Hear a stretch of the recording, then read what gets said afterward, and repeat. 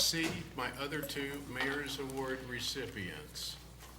They must be running late, but I'm going to read them anyways because I definitely want to, I'm just grateful for the both of them. They had a very big hand. Actually, they did all the legwork in getting everybody in Des Moines County that went to the emergency management training. They put all of that together, and it was a lot of hard work, and they do so much more that just we don't get to recognize them. So I want to recognize them tonight, and hopefully they can show their faces. I'm sure some of you know these people, or some of you know who these people are. On behalf of the City of Burlington, Iowa, I would like to thank you for being a model Burlingtonian. Your commitment to your job, the safety of your community, and the fact that you got 80 people to FEMA training in Maryland without incident is a miracle.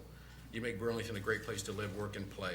And one of the recipients is Gina Harden, who does a lot of work for us in emergency management locally, and her cohort, Tom Colthurst. So we will recognize them. I'll make sure that they receive these. And if you happen to know them and you run into them, pat them on the back and tell them you certainly appreciate them, because we really do. Sometimes you don't recognize how much you appreciate people because you only get to see them in action really when we have an emergency. And praise the Lord, we haven't had any emergencies where we've had to put them into action too tough. But anyways, thank you both for that. Okay. Next on the agenda tonight is the consent agenda. All matters listed under item 1, consent agenda, having been discussed, are considered to be routine by the City Council and will be enacted by one motion. There will be no separate discussion of these items, and if a discussion is desired, that item will be removed from the consent agenda and will be considered separately. On the consent tonight, we have finances and miscellaneous, minutes of previous meetings, payroll and city claims, beer, liquor, wine, and cigarettes, reports and bonds. We have 8 resolutions. The first is a resolution approving nuisance abatements for various properties. The second is a resolution authorizing internal loan from general fund to tax increment revenue fund. The third is a resolution approving agreement between City of Burlington, Iowa, Klingner Associates, PC, Mike Nelson Concrete Paving Company, and Four Seasons Excavation and Landscaping, Inc. for construction and extension of that portion of Monticello Drive situated within the 7th addition to the Westbrook Estates subdivision. The fourth is a resolution approving maintenance and operation of public infrastructure in the 7th addition to Westbrook Estates subdivision. The fifth is a resolution approving energy efficiency plan agreement between the City of Burlington, Iowa and Interstate Power and Light Company to provide grant funding for the design and implementation of programs that improve market awareness and adoption of new technologies through the Bright Ideas Grant Program. The sixth is a resolution approving energy efficiency plan agreement addendum between the City of Burlington, Iowa and Southeastern Iowa Community College for the purchase of up to 2 charging systems. The seventh is a resolution approving energy efficiency plan agreement addendum between the City of Burlington, Iowa and Hy-Vee Supermarket at 3140 East Agency Street, Burlington, Iowa for purchase up to 2 charging systems. And the eighth is a resolution approving lease of 2 Toro Greenmaster 3150 Greens mowers by Flint Hills Golf Course for 4 years. We also have 3 appointments, Mayor Pro Tem. Animal Hearing Board has a vacancy, and Tim Goodwin has asked to be appointed to that committee. Owen Sloan and Elizabeth Van Fleck have asked to be reappointed to Economic Development, and Joanne Bauer reappointed to the Riverfront Advisory Committee. Awesome. Is there anybody from the audience that would like to have any of these items removed from the consent? Anyone but Leon Shahan. Too late. Leon Shahan, 1821 Mount Pleasant Street, item number 2 under resolutions.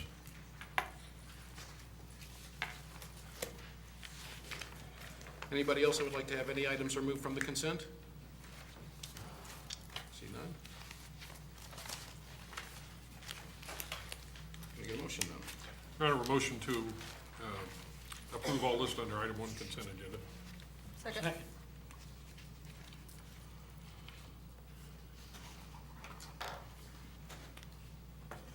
Kathleen? Wilson? Aye. Davidson? Aye. Fleming? Aye. McCampbell? Aye. Scott? Aye. Okay. This is time set for hearing for consideration of a sale of property locally known as 925 Wells Court, City of Burlington, Iowa. Publication's been made in the Hawkeye. It's auction time tonight.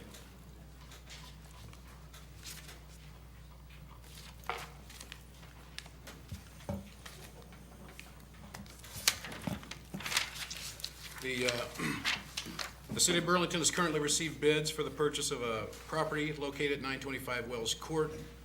The current high bid is in the amount of $500. All permits shall be received and all codes shall be met as applicable for any construction on this lot. Mr. Tislin, do you have anything that, This is a property we acquired through the abandoned building program. The city demolished the home at this site that was in a derelict condition, and the current offer is from the property owner directly to the west, who owns 2 properties there, has a desire to expand the lot size of those properties.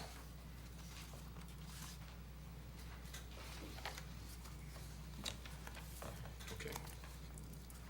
Let's start the bidding. We have a bid from Tina Tager. Is Tina here tonight? Oh, how you doing? Hi. All right. We have a $500 bid from Tina Tager. Do I have a $600 bid? 550? 550, 600, 600, 550. See, if I talk faster, sometimes people will do that. No? No other bids tonight? Going once, going twice. All right. Sold to Tina Tager. She has a question. We're giving you the property? No, I'm just playing. Can I get you to come to the microphone, please? State your name and address. Tina Tager, 18299 Danville. I just found out today from Eric and Larry that the alley access hasn't been able to be used for about 11 years because of a retaining wall that is coming down. And he said today that the landowner was responsible for that, which I did not know. So. And he's still interested in, but I wanted to get a bid from somebody to see what it would cost, because they're saying it's pretty expensive because there's already a cement wall there that's coming down. And it's been like that for like over 11 years. So we, always thought it was the city Sure. to take care of it. Mr. Tislin? If it's something we want to delay, we'd have to postpone the hearing on this. Or if I was responsible for it, how long of a time do I have to meet the standards of the city? Mr. Tislin? Do you have any- There's no requirement, we didn't have any requirement that you had to go in and replace it. It's essentially pretty much an untraveled alleyway. We haven't received any complaints on it. So I guess it'd be something we'd have to talk to Chris Clements on in Public Works, but I guess we've never received any complaints until you'd asked us on that, or what the time frame was, so I don't know if you have any input on that, Jim, but it'd be something we could certainly work with you on. Yeah, beyond that, it is a liability that goes with the property. Again, it's been something that's been sitting there for 11 years, and we're not pushing on it because it isn't a used alleyway. But it is a liability that sits with the property. That's about all I can really say on that. So, Ms. Tager, do you want to move forward on this, or would you want us Yes, to? I'll go ahead and move forward. Yeah, I'll go ahead and accept them. Okay. Any other questions? No. All right. Thank you very much. Thank you. So we accept the bid at $500 from Tina Tager. All right. We need to close the I'll do hearing the first. amendment first. No, we need to close the hearing first. Okay. A motion to close. Second. Moved in second, Kathleen? Wilson? Aye. Davidson? Aye. Fleming? Aye. McCampbell? Aye. Scott? Aye. Then we need to introduce the resolution. Okay. Your Honor, I have a resolution approving the sale of property locally known as 925 Wells Court, City of Burlington, Iowa. Second. Your Honor, I have a motion to amend Exhibit C of the resolution approving the sale of property locally known as 925 Wells Court, City of Burlington, Iowa, Des Moines County. That the property be sold to Tina Tager, the amount of $500. Second? Second. Okay, can we vote on the amendment? Wilson? Aye. Davidson? Aye. Fleming. Aye. McCampbell. Aye. Scott. Aye. And now, well, let's vote on it as amended. Wilson. Aye. Davidson. Aye. Fleming. Aye. McCampbell. Aye. Scott. Aye. All right. Tina Tager, property's yours. Thank you for coming down.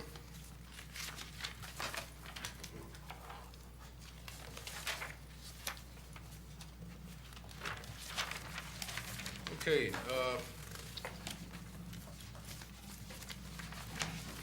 this is a time for consideration of a sale of property locally known as 1014 Court Street, City of Burlington, Iowa. City of Burlington has currently received bids for the purchase of property located at 1014 Court Street, a vacant lot. The current high bid is in the amount of $200. All permits shall be received and all codes shall be met as applicable for any construction on this lot. Quitclaim deed shall be transferred to purchaser upon payment of purchase price. The $200 bid is from Travis Boner, 612 North Central Street. Travis here tonight?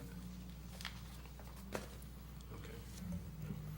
Mr. Tisland? Again, property owner directly to the west has inquired about purchasing this property and submitted the current bid on it. This is, I guess, very challenged property based on the terrain for it. It is a steep hillside that would have very little use or ability to build upon other than potentially for a neighbor to the east or west. He does currently have a auto repair business at that location on Central Avenue. Any construction or storage on the site would have to meet all our codes, including paving and receiving building permits and meeting all codes and setbacks if you were to construct on the site. Partially just wants to, I guess, expressed interest in expanding the lot size in case there ever is a need for an addition to the existing building to be able to meet setbacks, or if there's a need down the road with his business, so. Okay, we're going to get this auction started. If there are any persons that are interested, that their names aren't on here, we'll have to get your information. We'll have you come to the front and give us your name and address. We have a $200 bid. Do I have a $250 bid? I see $250. And this is a beautiful, beautiful property. You ought to see the blades of grass on this place. They're green. I mean, they're a hue of green. No? We got 200. No other bids? Going once? Going twice? Okay. Your Honor, I have a motion to close. Second, Kathleen. our city property isn't worth very much. Maybe it's the auctioneer. What do you think? Wilson. Pray for the auctioneer. Davidson. Aye.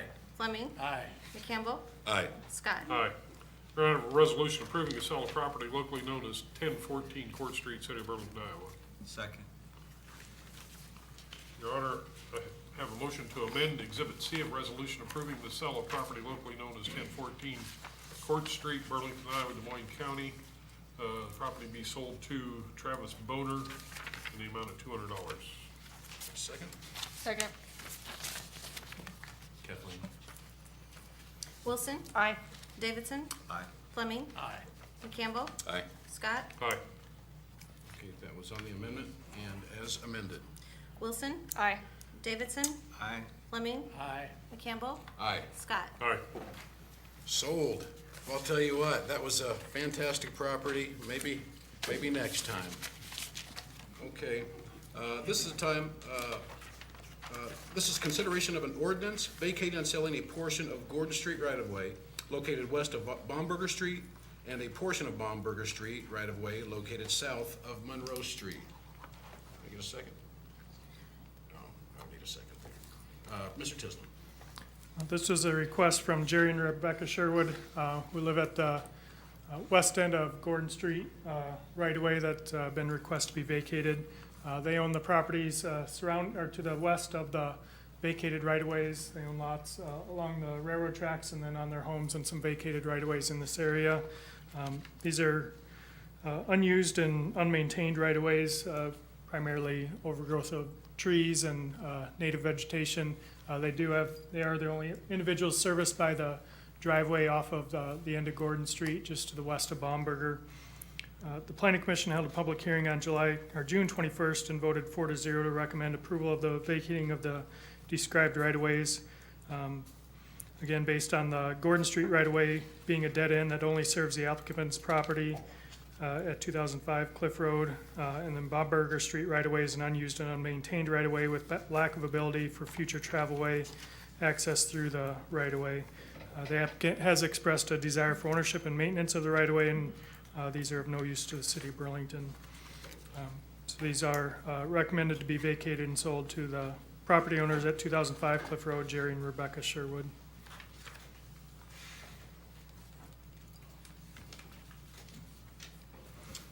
Is there anyone from the audience that has any questions or concerns? I see none.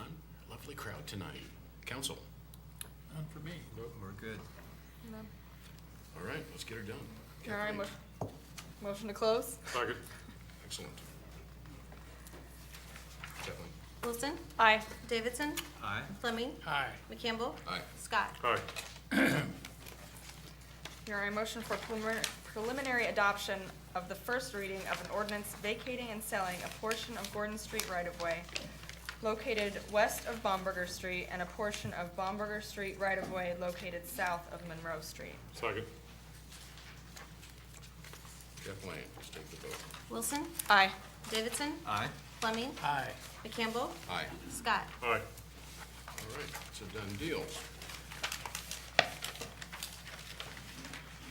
Next, we have consideration of an ordinance rezoning the property located at 2635 Mount Pleasant Street from C2 General Commercial to R4 Multifamily Residential Zoning District.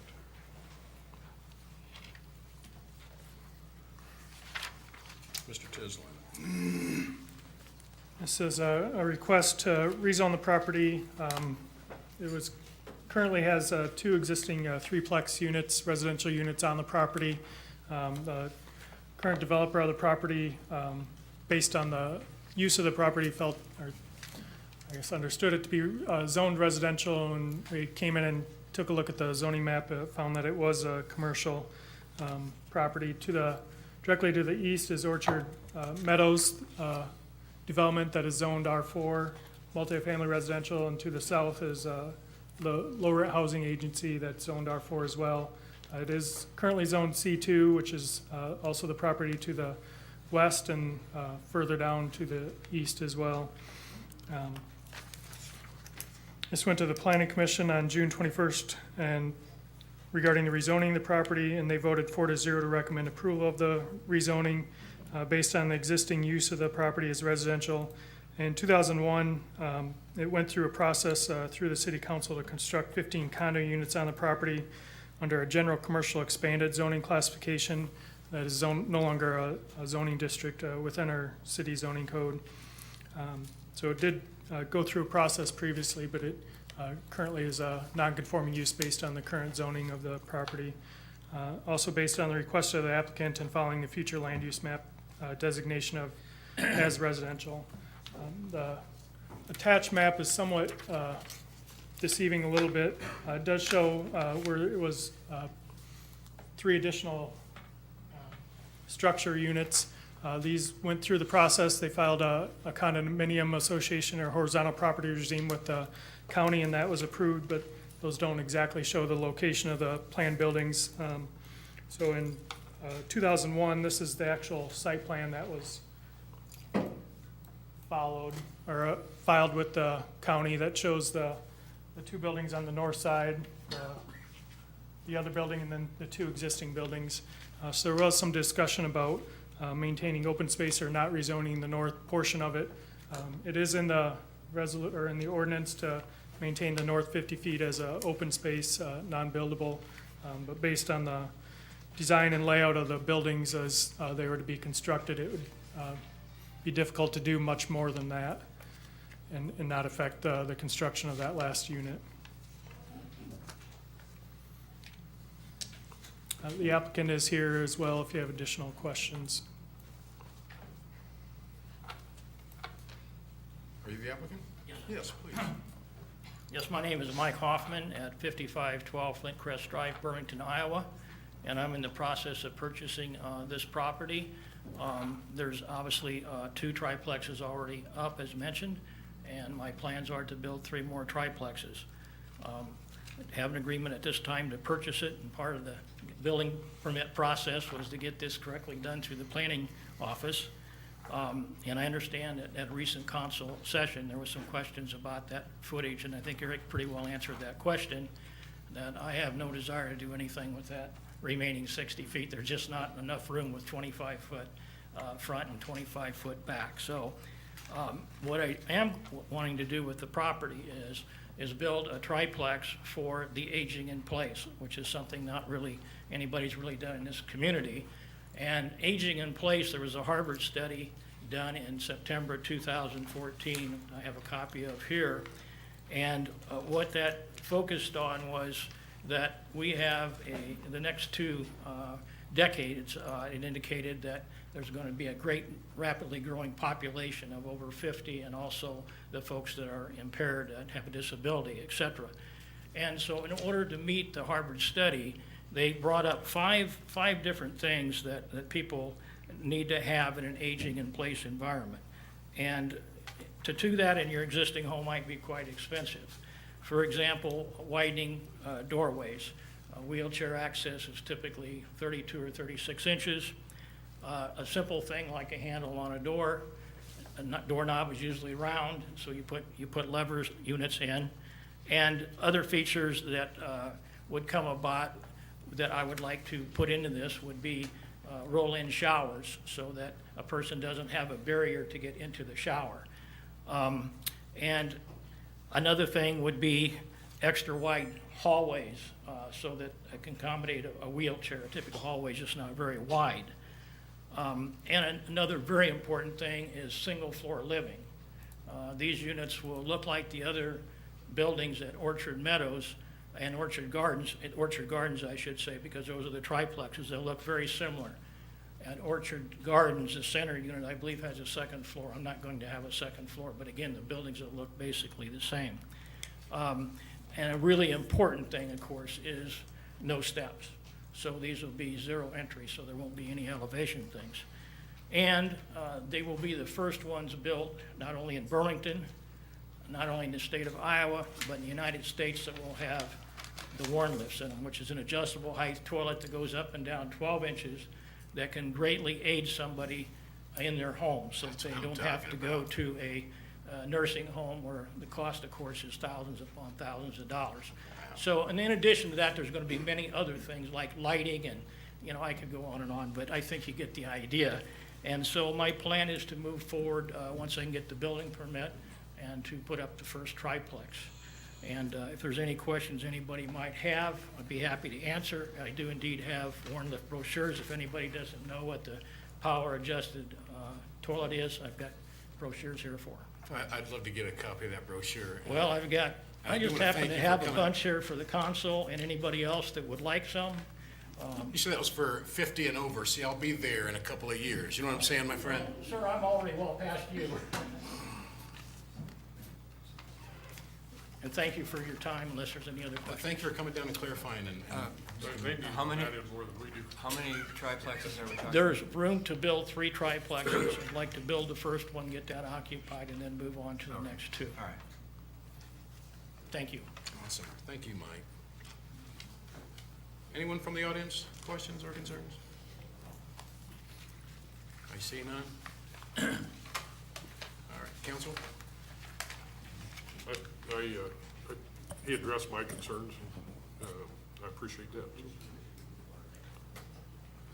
Okay. A You motion- good? Yeah, that's fine. You're not close to 50 yet, but someday you will be. One day. All right, let's take. Motion to close. Second.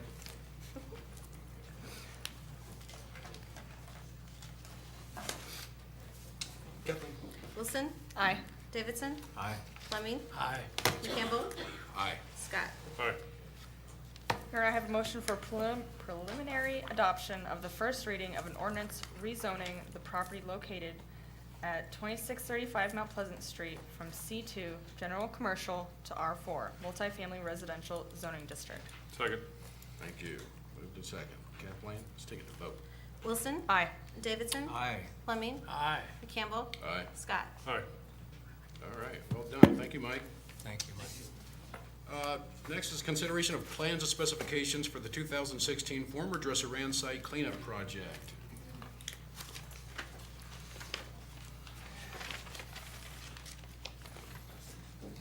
We have Mike Golan with Impact 7G here, who's worked with us on the project and developing the plans and specs for it. Let him kind of take over on it. Yes. Hi, I'm Mike Golan with Impact 7G. I've been working on this project for about 3 years now, almost 3 years now. This project includes the demolition of the existing foundations on both sides of the railroad tracks, working within the railroad right-of-way, the removal of some transformers that are still there, some excavation of contaminated soil, and basically cleaning up the site, grading it, seeding it, and getting it prepared for redevelopment. The engineer's estimate of probable cost on this project is $623,700. There's approximately 194,000 square feet of concrete foundations out there. How many? 194,000 square feet. Some of those are fairly sizable. About 1,200 yards estimated of contaminated soil that has to be removed and hauled to the landfill, and just some general improvements. We're looking for bids to be accepted through, I'm sorry, when? Through, let's see here, have that right here, basically accepted through August 4th, 2 p.m. on August 4th. And we're looking to take action, the council meeting then on August 15? Yes. Do you have that set in there? In your schedule? Yeah, August, 5:30 p.m. on August 15th. Yep. And our goal is, once we get into contract, to provide 90 days 90 for days to get it complete. working days. Correct. This is the same project that we had looked at when we submitted for, well, actually, we had submitted to EPA for cleanup funding, $200,000 grant application, and that was for a portion of this work to That was be for the done. one portion, yes, on the basically the east side of the tracks, the smaller of the two pieces of property. But this will wrap it up. I mean, what'll This- be left to do after this? This will put that whole area will be to green space. You included within this the removal, like there's some bricks along the retaining wall, Yep. I think you included. That'll be included in the project. So basically, the site will be graded, seeded, and ready for a developer to come in, or if you can find somebody and For the redevelop the site, so. I mean, for the interim, our plans are to have it as green space and have it look fairly attractive. If there is the potential long-term to have someone come in and put a commercial property back up, it wouldn't be suitable for housing. No, it's not gonna be suitable for residential, it'll be suitable for commercial use. This property is enrolled with the state voluntary cleanup program, so everything's going through them so far. So now we're to the point where they've approved this plan, so it's just ready to move forward and get it done. It'd be nice to see that seeded and just all that junk cleared up. It's been a process. It's not cheap to do that, to get that kind of thing As a done. reminder, this is a gift one of those gifts that keeps on giving. This is Isn't that amazing? That's exactly what I was gonna say. What is the deal here? This goes back to, I mean, I think I was looking through the file on Dresser Rand earlier today. I think the original notes I have on that are from 2006, with the process of trying to maintain them in the community. We ultimately purchased that property, I think, late 2008, had removed those buildings in 2012, and this will be hopefully The final, yeah. the final step to having a cleaned up property. Sweet. It will still have contaminants within the soil, but you'll have a certification from DNR. There may be a few, but it'll be below a certain level, and there'll be some covenants that go along with the property, which basically will be restricting any groundwater use for drinking water, which I think the city already has an ordinance, or we're just restricting to commercial use. That'll be the only restrictions on the property. How many years was that building there? Do you remember off the top of your head? I think it was almost, I think it was the early 1900s or something. It's it been in industrial use for a long time, for different industrial uses. Yeah, just the fact that we can plant grass on there when you get done, that's a pretty good deal. So, This is a fairly expensive project. We did certify this as a TIF eligible project last year. We had been involved, as I mentioned, this is a long-standing project. We had a $1 million loan from the state that was done with the process of getting Dresser Ran to a new location. The goal, I think, at the time when the council did that back in 2008, 2009, was to try to get that building resold after a flood and various other things. That was not something that was a viable thing to see happen. I think we're able to cut $150,000 or $200,000 off of that note. I don't know if you remember, it's in that ballpark. But we did pay the remainder of that, $850,000 range, out of local option sales tax to satisfy that note.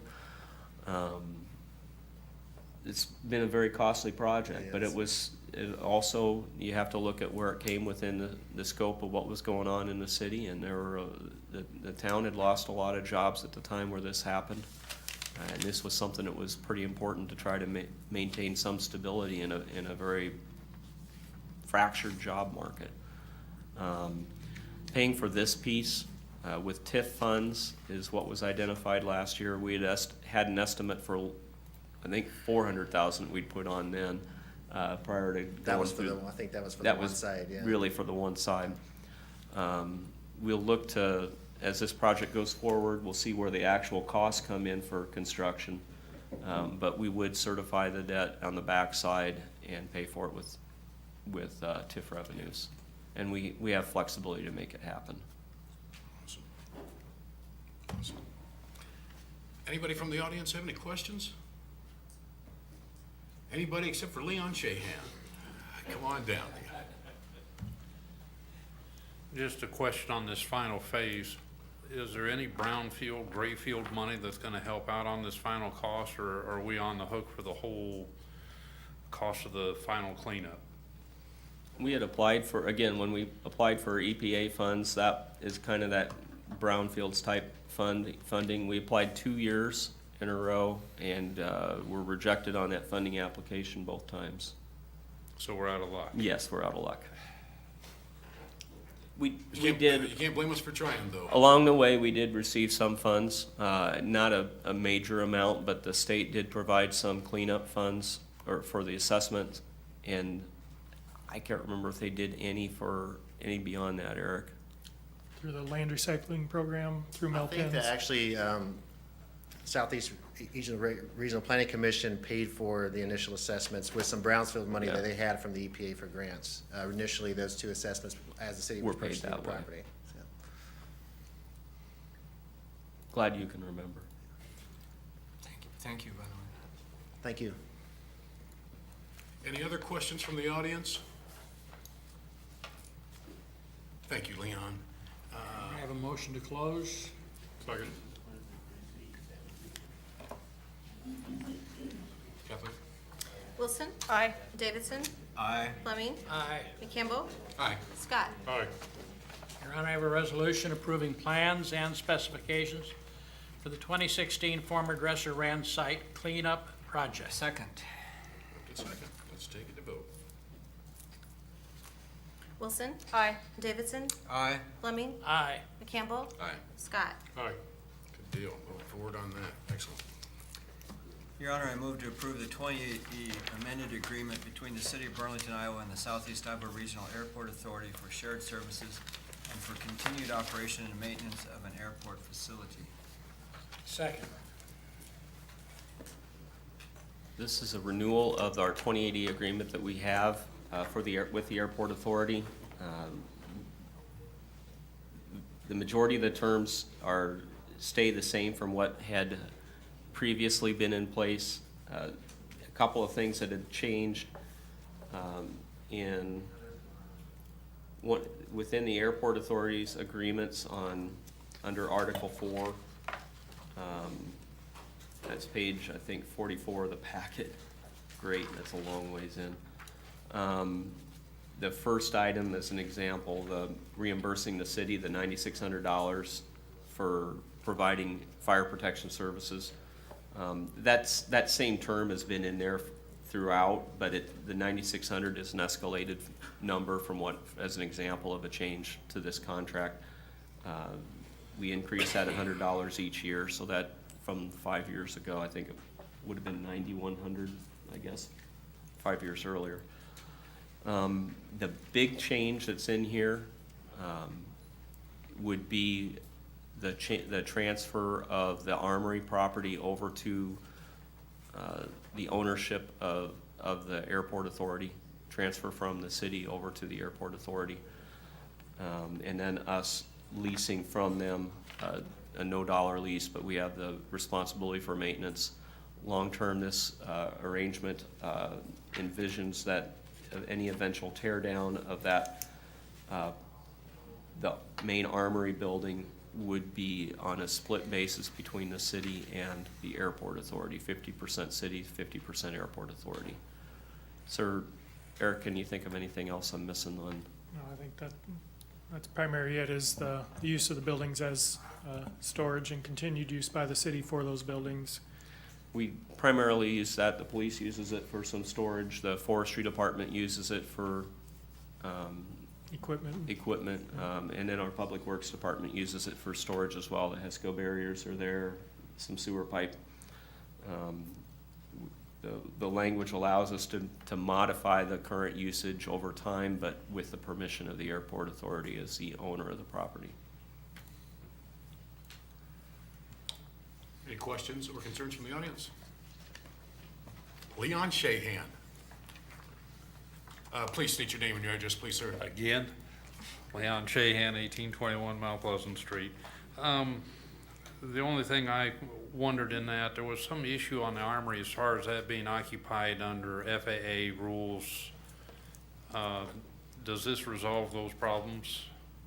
Actually, it allows them to have some control over how that is occupied, and that was one of the concerns, is that they wanted to ensure that if the FAA had some restrictions in terms of runway protection zone, et cetera, for what could or couldn't be there, that they had the flexibility to adjust how that was occupied, and this gives them that level of control.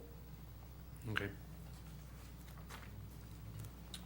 Any other questions by anybody that is not Leon Shahan? All right. Council? All right, let's take the vote. Wilson, Aye. Davidson, Aye. Lemme, Aye. McCampbell, Aye. Scott. Aye. Okay, Your Honor, I move that we accept the design for Phase 5 of the Riverfront Flood Mitigation Project. Second. And I can't remember how this was set up, but Leo, you were gonna I think I was gonna go first and then others can. sort of do a review of the presentation from Yes. last time.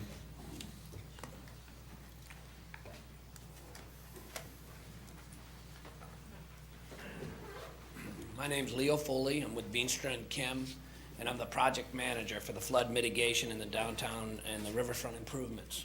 This is Jason McKenzie. He's also from B&K. He's one of our design engineers. And I think everybody remembers, but we also have a planning group called Smith Group JJR that does quite a bit of the planning for us. So what we wanted to do is we came to a work session about a month ago, and we kind of laid out what we called the master plan, and also how the flood protection project and how Phase 5 would work. We came up with some questions, there were some comments, and we wanted to address those comments. When we did that, we showed you a kind of a three-dimensional flyover, a bird's eye view of what the project could look like in, say, 15 years. This is after complete build-out and kind of the vision of where things are going. With that, we're gonna show you that first today, and then we have some still photos, still drawings that kind of go in the details of what we wanted to make sure that we hit on. The primary thing we're gonna tell you is we're looking at approximately a 42-inch wall in most places. And on that wall, we'll have a removable wall on top of it that'll be another 4.5 feet high. Also, we're scheduled for July of 2017, approximately a year from now, starting construction on Phase 5. Phase 5 is from Market Street to just north of the Port Building. So what I first wanted to do is have you take a look at our flyover vision of what the riverfront could look like. And this is showing what we're calling the motor court, right out in front of the auditorium. And it's kind of going back toward the stage now. You can see trees underneath a canopy, some shade structures you see there. A lot of like typical type concrete. You'll see a water feature. You can see some changes made to the stage to try to bring that, make it more active. This is behind the port building, trying to utilize that space. There's a couple of little building additions. We think we have grant potential for one of those very, very quickly.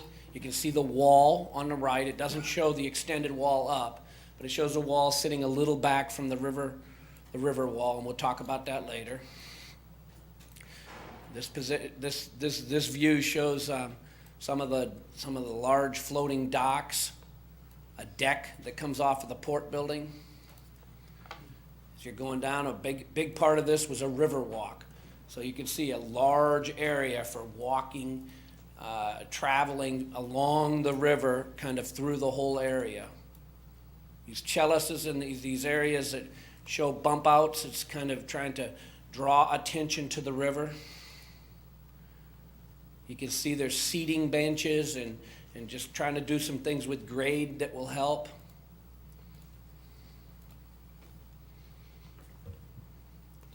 When you get back down, now we're getting behind the auditorium. You can see the flags from the memorial. You can see that there's no longer a fountain. We're coming up into that motor court area again. We see the memorial back, and you see the wall goes back now further. You're seeing some seating that could be used so people can be right up against the river at that point. The dark building, the background is a large pump station. It's kind of just showing you the overall view again. And like I said, I have pictures to show some of the details we want to get you to, but we kind of wanted to give you an overall view of how this could look in the future. Next thing I wanted to do is I've got some slides I kind of wanted to go through fairly quickly. As you can see, we just showed you the flyover. We wanted to talk to you about all the input we got from our steering committee, from all the stakeholders. We wanted to talk to you about how we developed this master plan or a roadmap. How did we get to this roadmap? Why is that roadmap important to us? The introduction to design. We feel like if we don't have a roadmap that at least tells us where we're going, it's hard for us to get to design, and then if we get to design, we could make some mistakes that'll be costly. That's not where we want to go. We had some concerns, mostly, I would say, in the operations, costly operations. How did we see things we're going to address tonight ahead of time? And then what are our next steps, and then any additional questions.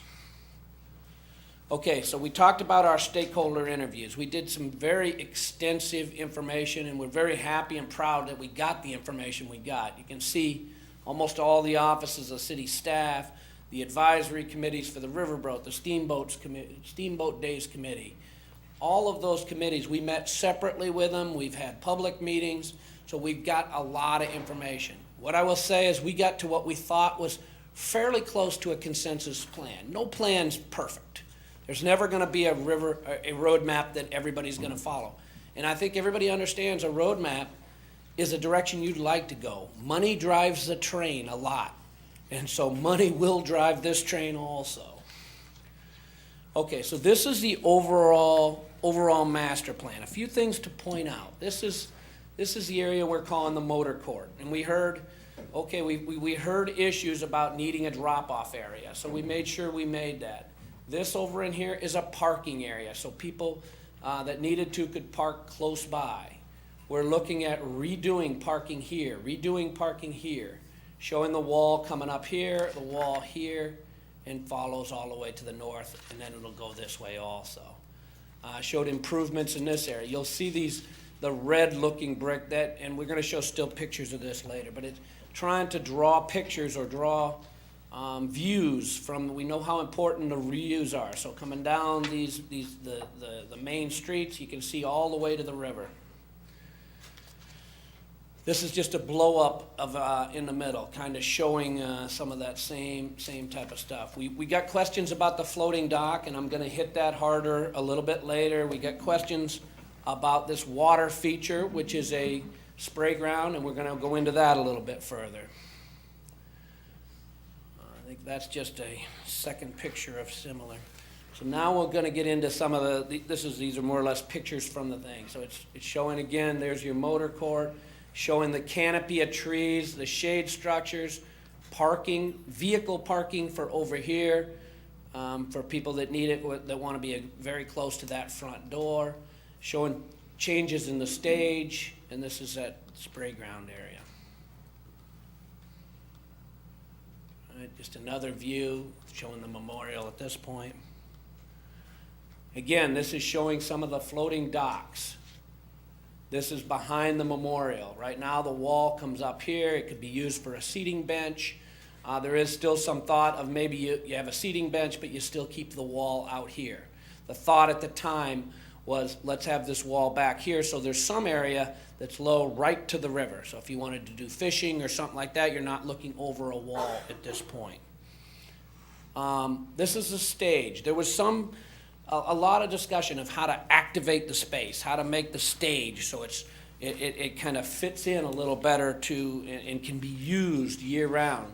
So that's why you can see these platforms coming up off the sides and trying to better utilize that stage. Just another view of the stage looking out. This is the water function. And this is one, because it's protected now, we think we can give you much better. It is a costly function. It's not part of our Phase 5, but it's something we need to discuss, and I've got some more details on that later. Again, these are docks that we would consider permanent docks, and there's question about whether can you do permanent docks on a riverine environment that has ice. And we're going to show you some that have been done, some precedences. Again, this is a building that would be like a restroom building. We believe that part of our boat ramps and part of our docking can be paid for with a different type of grant, and we think that bathroom, we've done exactly this in Clinton just recently. Again, showing the river walk, which everybody thought was very important. Kind of an overview.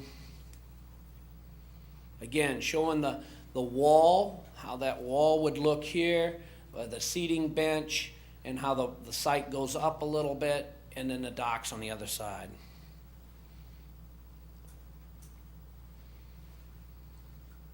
Shade structures. Shade became important. A lot of people were talking that shade was interesting. So these are shade structures. Again, not in Phase 5, but they're definitely in it.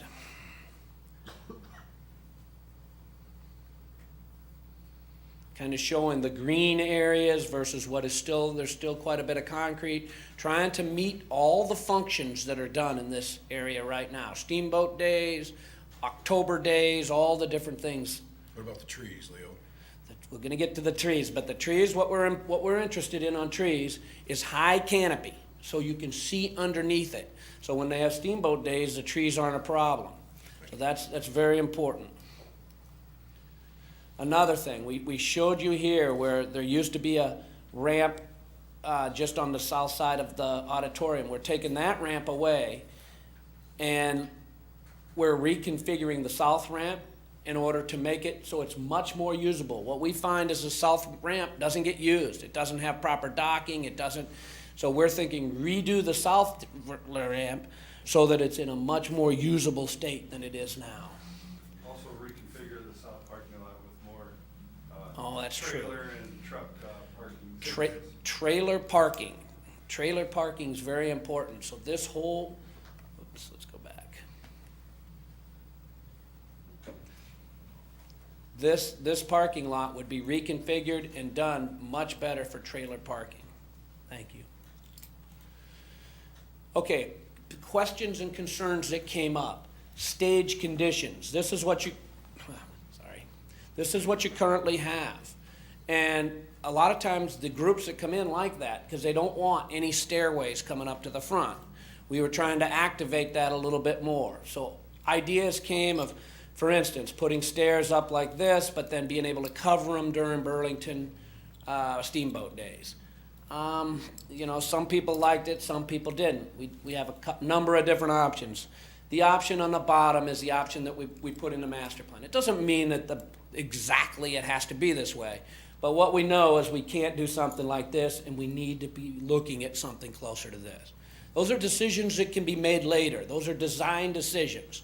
We're just telling you where we're at and how we got to here on the master plan. Same thing, here goes the roofing. Currently, during Steamboat Days, you guys put on some kind of a roofing system. Well, we thought about maybe putting a shade structure, and this has done precedences in other communities. This is a shade structure that maybe can function the same way, and you can get a little bit more bang for your buck and have that as a year-round. And these are year-round down here. Winter, ice rink research. We looked at it quite a bit. It's very expensive. A lot of people thought having some kind of winter function was important. But when we started looking at the funding of it, and it cost, you know, $300,000-$400,000 to do it, the question became maybe not. Other communities, for instance, I used to live in Louisville, they do it. They'll bring this in as a temporary, and that's exactly what this has shown.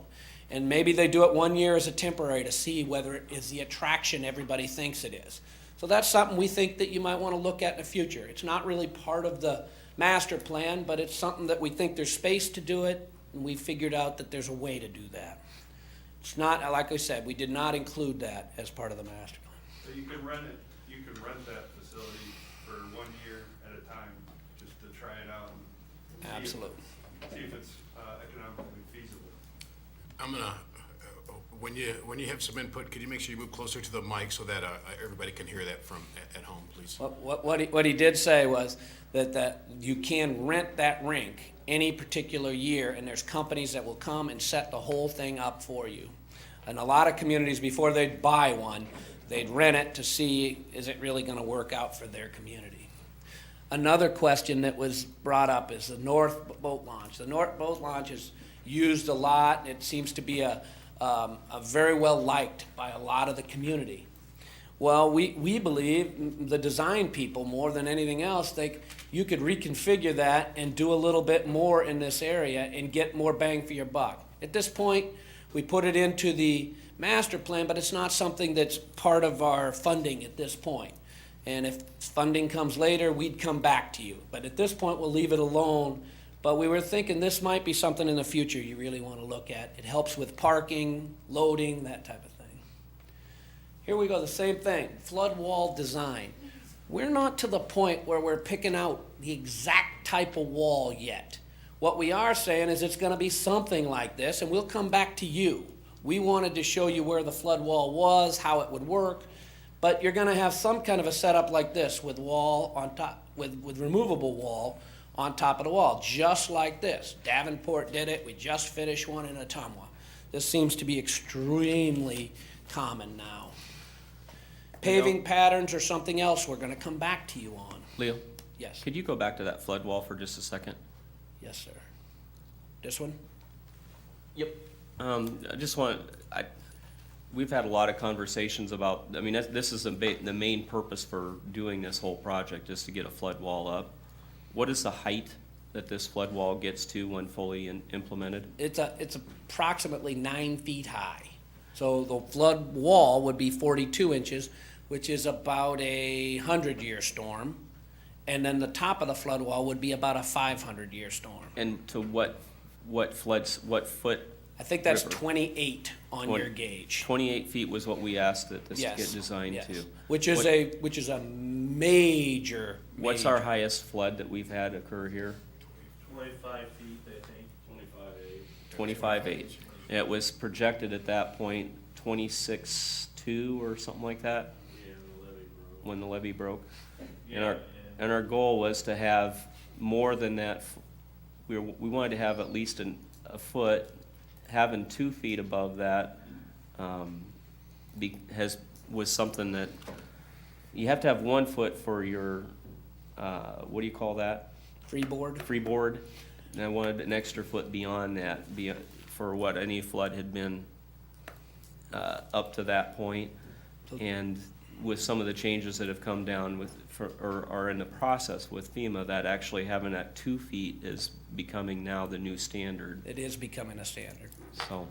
This So is a substantive flood wall that every group, FEMA, the Corps, everybody will buy into the height of this flood wall. No, you're saying it's not determined yet what the composition of that wall will be made of, or is it a The standard? composition of this wall is gonna be a concrete wall. What the look is gonna be, what the pattern of the wall is gonna be, has not been decided. All right, and the one they added on the top is gonna look like this? here It's on- gonna look similar to this, yes. Now, where we have openings in the wall, and we kept those openings fairly small, then you'll see it go all the way down. And I have a picture that's gonna show you that coming up. Ready for me to go? Again, we're just showing paving patterns and things that are done to show some of the area. Okay, this is kind of an important area. This is an area where we're saying, okay, we know we have $26.2 million to build a flood protection project. We know that of that $26.2 million, we can only use so much for beautification. And we have about $880,000 in this first phase that we can use for beautification. The numbers we put up here, we show about $1 million. You know, we can get closer as we go to design, go up and down. But what we were thinking is this alternate right here is an alternate one that focuses between the Memorial Building and the Port Building. And it focuses you in there. It loses only 23 spaces of parking. So you'll have all your parking left in here as we start out, except for 23 spaces. Leo, Yes, sir? as you're doing this, that big grand scheme that you had thrown up before with the video was the overall potential 15 future years spot where down, we 20 might years get down to. the road, right. A lot of that stuff that was shown in that video that is to the west of this area that's all things that could potentially happen. They would all require some funding beyond what we're looking at currently. Correct. So this is the part that fits within the money that we've received from the state to do. Correct. The other pieces will all be contingent upon having some funding source identified in the future, but we wanted to make sure that this first part was done in a way that accommodated any future work that might happen.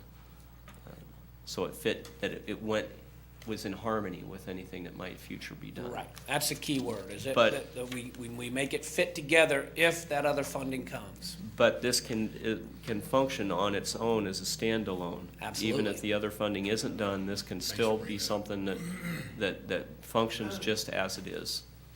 And then this, so this is alternate one. The next alternate shows putting more of the money kind of behind the Memorial Auditorium, keeping this much narrower here, so you don't have as much of the Riverwalk, and you do keep more, I guess, that row of parking. But it doesn't, in my opinion, it puts more of the money back here versus between the two buildings. So those are alternates that we really haven't decided, but we need to figure out whether we want to do this one or this one here. And again, this first phase, phase 5, I hate having the first phase be phase 5. I don't like it either. Um, We all agree. But it's a $5.6 million overall project, including all the engineering fees that go with Yes. it. And we have a lot of front-loaded engineering fees, because it has some of this preliminary design work done for That's right. for the other phases too.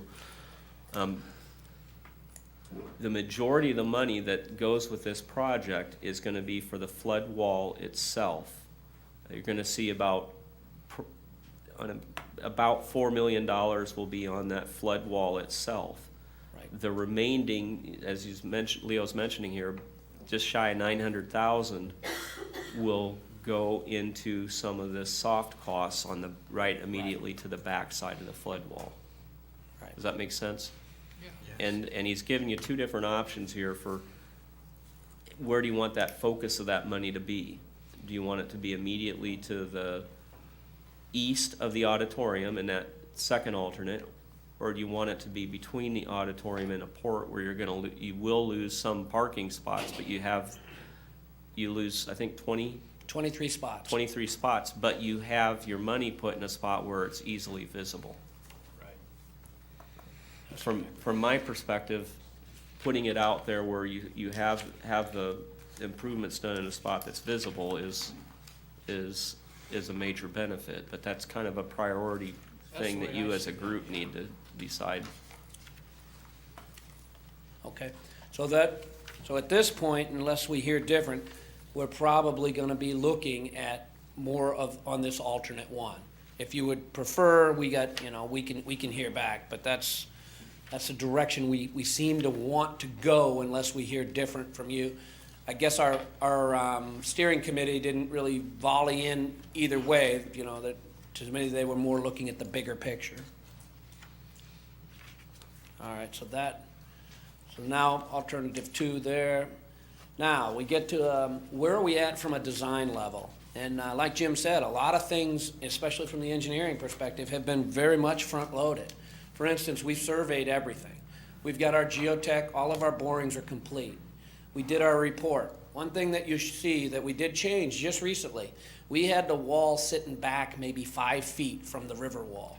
And our intent there was if we have to put a new foundation down.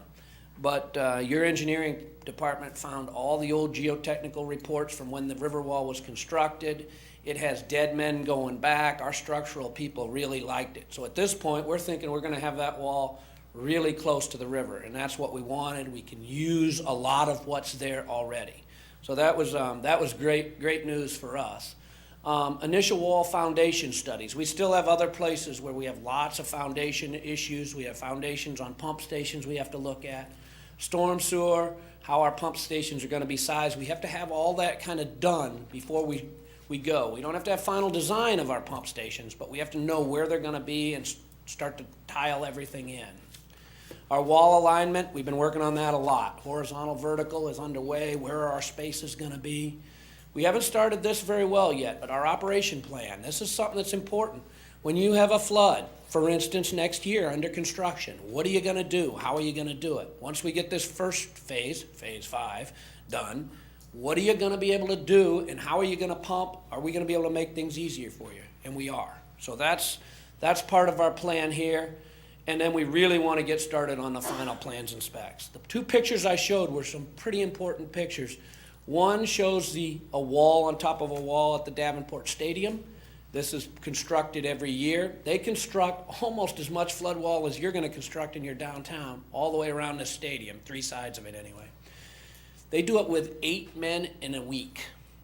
Now, they said they've gotten a lot better. It didn't take a week at first. It used to take them a month, but now they use two different types of end loaders. They use different type of equipment, and they get this thing done.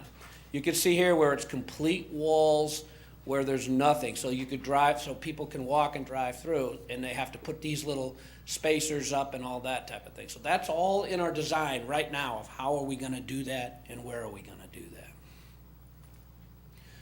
Okay, get back to some of the questions I heard. Spray pad. And Mr. Scott, you had mentioned to me that you had heard spray pads are very expensive and very difficult. The one you have here, we're gonna do a little better than that because first of all, we're gonna be able to protect it from flood water, and that's one of your problems. But these spray pads aren't cheap to do, and they're not cheap to keep working. We went up to Racine, Wisconsin, and JJR had done this one up in Racine, I'd say 5 to 8 years ago. They asked Racine, they've made some changes. It's a winter climate, it's a new spray pad. There's 2 basic types. One is you recirculate the water and keep using it, but then you have to treat the water. And it's much more expensive. That's what this is. It costs them $40,000 a year, they said, on average, to run this thing and keep it workable. There's always little problems that come up and things like that. So it's a $40,000 a year. However, they say it's hugely popular in Racine, and they're doing things all the time to try to make it less costly, but they really think it's a big bonus. So I just wanted to let you know, I'm not arguing that it's a very expensive thing. We haven't made the decisions yet, and like Jim said, this isn't part of phase 5. We can come back to you later and say, this is what we propose or don't propose. Whether we do the recirculating kind or the type that you just put water in and send it to a storm sewer. Can you verify on the Racine deal, can you is that a Cadillac or is it a Cavalier? You know, We is it- think it's the Cadillac. Okay. So that's what we're showing you. We're showing you their Cadillac of what they, but I'd say as we get closer, and if we find grants to help buy this, it might be worth going to visit cities like this. And so that's what I'm saying. I think I like it in the plan. I'm not ready to recommend going forward. I think it's a part of the plan that if you get grant money and you can make it work, wonderful, but you don't have to tell us yes, no, or different at this point. So that's my opinion on where we're at with this one.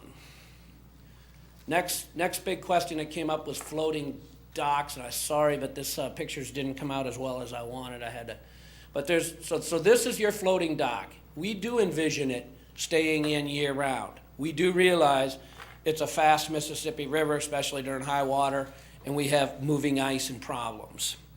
So the one I'm most familiar with is a very small one. I can't even hardly see it, but right here in Clinton, they have a small one that sits right out. I took this picture that shows you it's on the bend of a river, bend of the Mississippi River.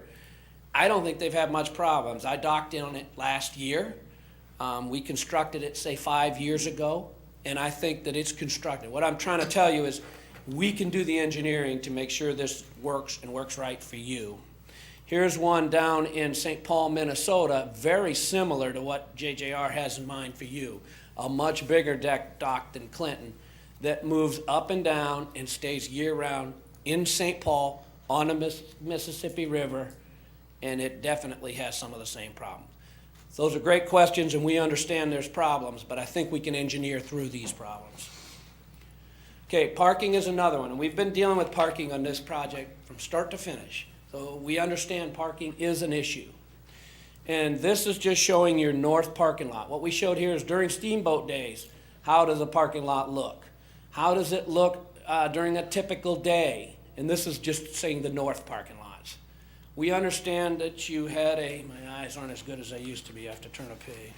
We know that you have your parking study. So it shows that this north parking lot, it shows that the numbers are that the very far north one is used at about 5% average. This one here is about 9%, and then as you get closer here, it's this one right here is about 7% usage during a typical day. This came from your parking study. This one here is the south parking lot, and again, we know in the south that this one, I went there today, that's 53%. On the other side of the building, it is 35% here and 1% here. So we realize we've got to do some things. If we're taking parking away, we've got to improve other parking lots and provide a little bit more parking. And we think we've done that in these plans. This shows kind of the plan of how the parking will be, assuming a full build-out. As we said, phase 5, you're only going to lose 23 spots. But assuming a full build-out, we're talking about improving the boat parking here for trailer parking. We think that's real important, and if we can get that done. Improve the parking behind the auditorium. So during events, that's your primary parking spots. Have a small parking here, have parking here and here that's associated with our drop-off zone in here. And then, of course, this is a little bit north, that parking lot. We also thought if this ever did get done, then you do have additional parking you probably could use, and it might be a little easier to use that. So we've definitely tried to address some of the parking. We realize it's still an issue.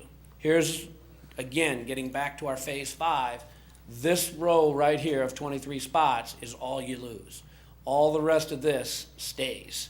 So in a way, you can kind of start out and see how this works if we would do that. And that's what we're proposing at this point. And we're not trying to say to you that this master plan is the Bible and can't be changed. We're more than willing to change it. What we're saying to you is we want to know if we're going in the right direction. And really, for phase 5, what, are we doing anything in phase 5 that we shouldn't be doing? And that's really my critical thing. If you don't want me to do phase 5 and you don't want me to take that row of parking out, I kind of need to hear that pretty quick.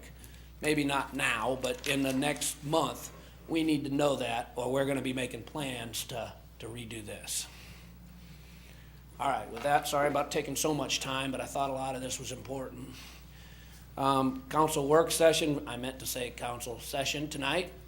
What we're really trying to show you here is we're coming back to you for a lot more guidance. We're hoping mid-August to have a steering committee meeting. Start to get into some of what these materials really are gonna look like. What are the material selections? Give us some help in that area. We're gonna have a big regulatory meeting, probably late August, early September. After that meeting, I'd like to come back and give you an update of saying, hey, this is where we're at. In the fall, we wanna have plans and specs going. But once we're done with plans and specs, we have to have a public hearing and have council approval. So we're gonna come back to you with our phase 5 plans and specs complete before we go out to bid. So that's in the January, February timeframe. Then we're saying in the spring of 2007, we actually do the bidding and start construction July 2017. So it seems like we got a lot of time with a year, but that time goes by fast. With that, I will take any additional questions, comments, concerns. I didn't know if you want others to. That's kind of up to the council how they want to do this, so. Council, did you guys have, well, let's deal with the audience first, and I'll let you guys go. Before I open it up for questions and comments, I have had occasion where people have come down and given their magnum opus, and we have, I don't want to labor with this all night long, and I'm trying to limit redundancy, so I'm going to take comments. I'm going to ask you to keep them to 2 to 3 minutes, please. So is there any questions or comments tonight? Do you have comments, questions? I'm Dave Weimer. I'm with the Riverfront Committee. Matt couldn't be here tonight, neither could Charlie Walsh. We took a vote to tell you what amenities we would like to see included. One was a splash pad. It can be done, not as big as what was shown, but it can be done to keep the fountain. That's 2. 3, it was to keep the 400-foot by 20-foot floating dock. And you talked about it. He didn't even mention the ice rink tonight, but we didn't vote for that either. Those are our 3 items that we would like to see included in the riverfront. You said you wanted the ice rink? No, we did not. Okay. They're too expensive. They're, enough said. Thank you. Thank you, sir. Thank you, Dave. Hey, Dave, just one question on that, on the splash pad. If we get a grant for it, do you want it? And if we don't get a grant for it, do you think the city should pay for the splash pad? The splash pad that he showed was astronomical. 40,000, he said.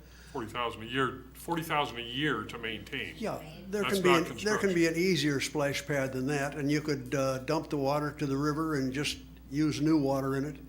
I think you sort of have a splash pad there right now that is right in front of the auditorium.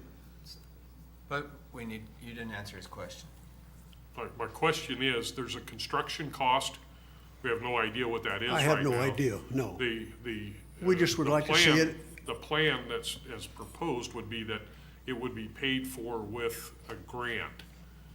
If that grant did not become available, is there still support from your group to construct one of those and pay for it with tax dollars? Well, that 900,000 that you have that can be used for amenities on this thing. No, it can't be used for that. And that Okay. there's a lot more. I don't know than whether that. you can get a grant for a splash pad or not. Well, that's key, but that's, Yeah. there's. If you can't do it, They, fine, but we they would. have said that they've got different areas that they can get grants for different things. So Yes, I know. There's, I mean, that's, but my question still remains is, if that grant money's not available for that, would they still support that? You don't have to answer that because you're not with your group, but will they still support the construction of a splash pad if we use tax dollars? And that's the question you take back to them. Our committee just makes recommendations to you. I understand, that's that's what I want to hear. We would like to see a splash pad. Thank you. Okay. Thank you, Mr. Weimer. Yes, sir.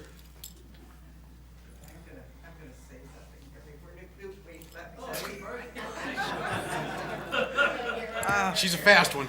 I'll tell you Get what, there this quick. Riverfront Advisory Committee, I'm also on that, of course you know that, because they appointed me again tonight. Thank you.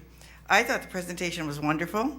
I want to congratulate the gentleman and his company for doing such a great job. Thank you. And I thought it was beautiful. I sent a quick note out today to the council, and I think most of you probably read it and got it. And as far as what I think the citizens, what we feel the citizens would like, and of course, I'm assuming that they would like this. The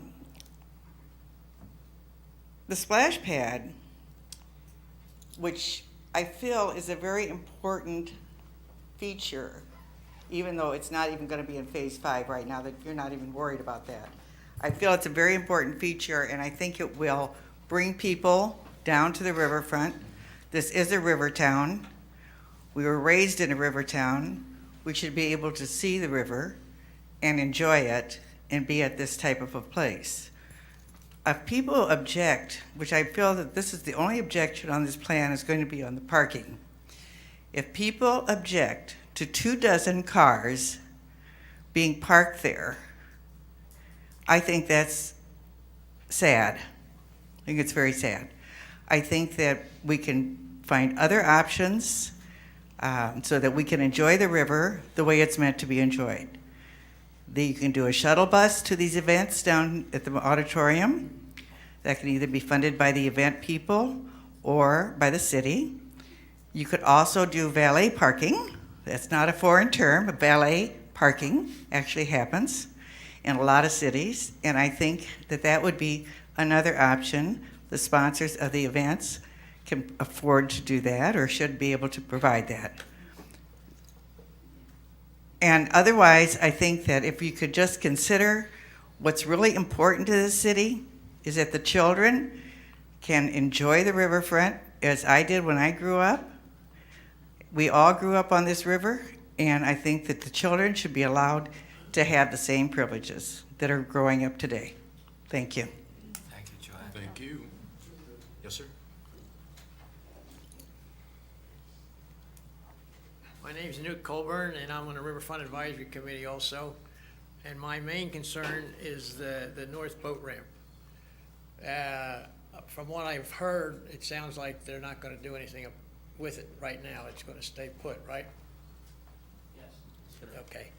Because the north boat ramp is the only boat ramp in the city that's put in according to engineering specifications. None of the south boat ramps are put in correctly. In fact, back in '95, I gave the city a drawing on the south boat ramp, but they said we can't put it in that way because they lose too many parking spaces. So at any rate, it's just a comment that I wanted to make. The main thing, my main concern is the north boat ramp is the one we gotta keep, and we gotta have room for trailer parking by it. Thank you. Anybody else, comments? Counselor. Becky Anderson, 218 South Sixth Street. I wanted to come and speak in favor of the splash pad also. I like the plans that were presented tonight, and boy, if we could see that all the way through, I think it would be great. I know it's going to take a long time, but I served on the Vision Iowa board for a little over a year. We had several communities come up and ask for funding for splash pads, and these were usually small communities that couldn't afford pools, and it was looked on very favorably by the Vision Iowa board. It is an amenity that a lot of communities want. I think it's an amenity that we should have in this community. I do think there would be a big chance that the Vision, if there's funding at that level, that they would give funding for that, but they will not pay for all of it, of course. I think too, you know, I'm very involved in the development of the downtown and the future of this area. And I just want to stress that we need to look at the future. We need to look at what, you know, what's right for the young people and the people that are gonna look at this as their home and, you know, and have good memories here. I guess I think, you know, I didn't grow up in Burlington, but we used to come to Burlington for family events at Crapo Park and the slide there. You know, that was my wonderful memory of Burlington. I live here now, and I just think we have to have things for young people. I think the splash pad is a great thing to put down there, and I like the whole plan. Thank you, Becky. Thank you very much. Any other comments, questions? From anyone besides, we'll take Dean, then we'll take Chelsea. Okay, May, I'm and then Dean, I'm a Burnitorium, I live here. Basically about this, you got, so big monies went up, you protected, they're gonna be on their own. You're gonna put a higher wall up, and where's the water gonna go? Well, it's gonna go over toward the railroad depot, which they spend $1 billion rebuilding. Then you're gonna have to come back and say, well, we gotta put a wall up there to protect that area. You gotta put walls up higher to protect the city. And if I was 1900, I would have never let the Port of Burlington and Torrance be built there. I would have let it just be a park, because I ride my bike down there. I start Northern Drive, ride my bike down there. You do need some protection. But it's just like you're gonna have the water going to Illinois, and that's gonna put more pressure on their levee and all of that. Parking, basically, I'm sorry people, but I hate to be mean, but you take that parking away, what about the people working down there? Where are they gonna park? Then you're gonna have the Cubs complain about there's no parking down there. I mean, that's the problem you're gonna have. I mean, this is just my opinion. I mean, I like the riverfront. About those water spots, I mean, to me, I don't see the big deal. And about an ice rink, we do have winters where it's warm and mild. And you can never count on the weather. And I've been coming here, you people to see you do a good job, but I remember where you complain about we were in debt and we'd have the money to pay our bills. And it seems like, I'm sorry people, but it seems like there's some people who think, let's spend. Well, I love this city, I like this city, I lived here all my life. But we should remember we can only spend what we can spend. And unless you want to go through that where we kept on borrowing, spending, when we didn't have the money, it's up to you people. But I'm just sorry to be a sour note, but it's just that the more higher you make the levee, the further the river goes down the stream. And other people have the same problem. But that's just my opinion. Thank you, Dean. Thank you, Dean. And you have a right to your opinion. Chelsea May. And then we'll get to the guy that looks like Leon Shahan. Chelsea Toll, Executive Director of the Greater Burlington Convention and Visitors Bureau. And one of our divisions with the CVB is the Port of Burlington Welcome Center. I can tell you that my staff is very excited to have this flood protection plan in place. I think the engineers are on the right track with the overall plan. I know we will take a long time to get there, but I think they're on the right track. We've had to close the Welcome Center a number of years, so looking forward to not having to do that anymore. As you're aware, tourism in Des Moines County is one of our fastest growing industries, and one of the biggest critiques that I hear from my peers across the state is that we have a beautiful riverfront, we don't use it to its fullest potential.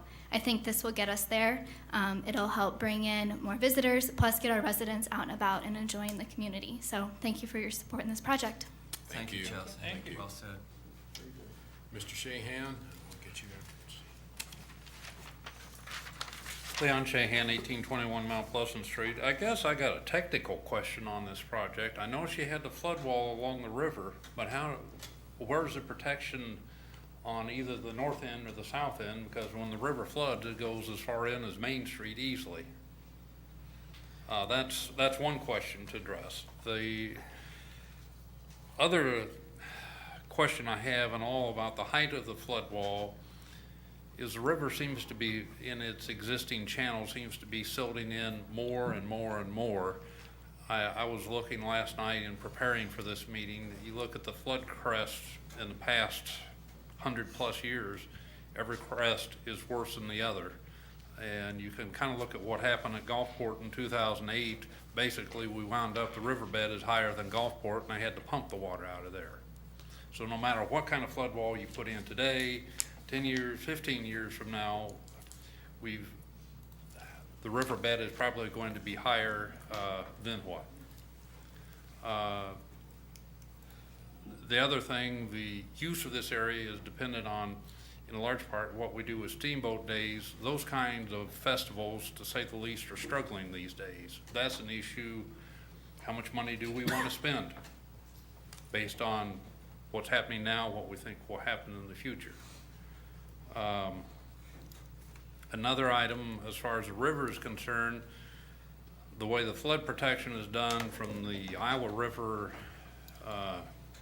basically northeast of Oakville on down, is a somewhat unstable situation. It's somewhat remote, but a possibility the river, both the Iowa and Mississippi River, could wind up on the wrong side of the levee. How does that affect what we're doing here? And there was, in the flood of 2008, they did have a close call with exactly that happening. And from my understanding, talking to people in the know, the Corps of Engineers is really not as active as perhaps they should be in remedying the problem with the silting in the river, if they can do anything for it. And I think, I'm not gonna say one way or another whether this is a good plan or a bad plan, but Old Man River is pretty unpredictable. I actually agree with one point that you made, is the 28 feet high enough, thinking ahead. And should we take the plunge and go a little bit higher than that now? Leo, you want to kind of address the first point in terms of tying into how it ties over east-west and... Yeah, we do have a whole plan for tie-off on both the upstream and the downstream. Both of them will take railroad closures, and then the one in the downstream will be going up Market Street and tying into the high ground. We've been coordinating with the railroad. On the north side, we'd be again crossing the Burlington Short Railroad and tying into the high ground of the for the highway. So that takes care of the tie-offs. I think we can make that happen.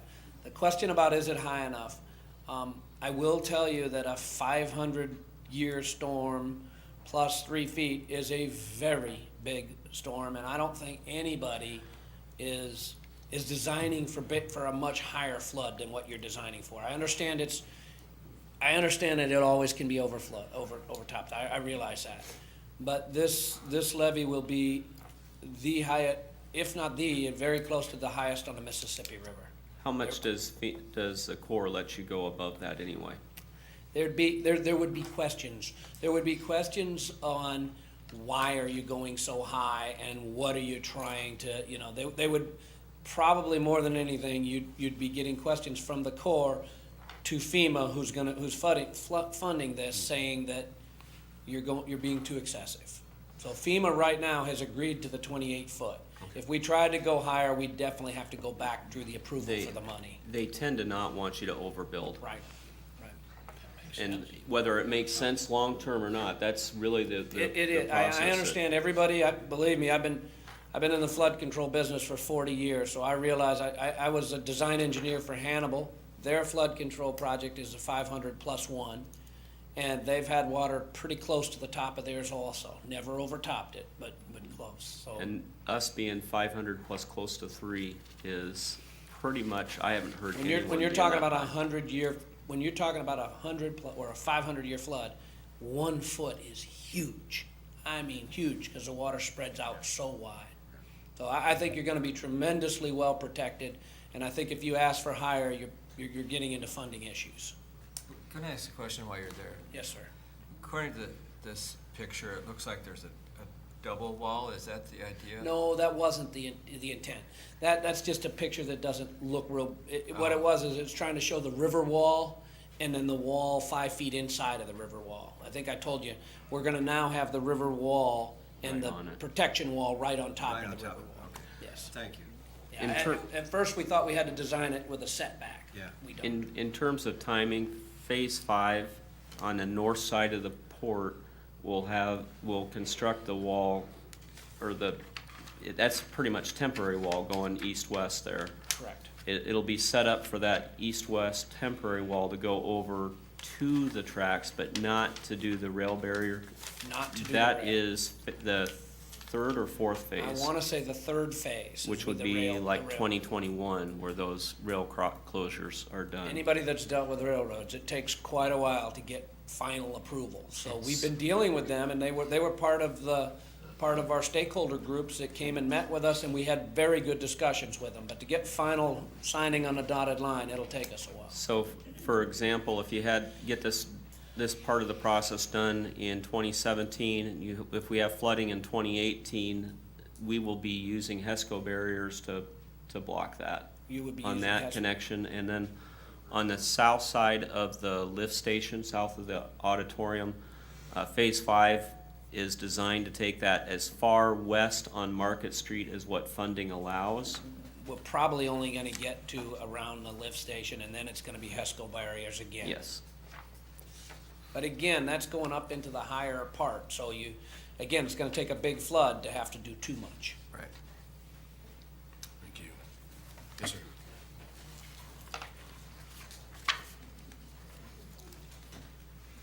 David Notchick, 206 North 3rd Street. As a resident of downtown, definitely love the riverfront, and I definitely love this idea. Basically making it into more of a park area rather than a giant parking lot. And I definitely like the idea of what we're doing with the wall as well, having it removable and things like that, because what we do now kind of looks like we just threw it together last minute. Oh, I hope it works. So, thanks. Thank you. Thank you, David. Thank you. That kind And of we really is don't what- throw it together. That is kind of what we do, is throw it together at the last minute and hope it works too, unfortunately. One final comment from me. It says you're going to accept the design phase tonight. I hope you pass a resolution for that. Thank you. Thank you, sir. Anybody else before we move forward? Yes, sir.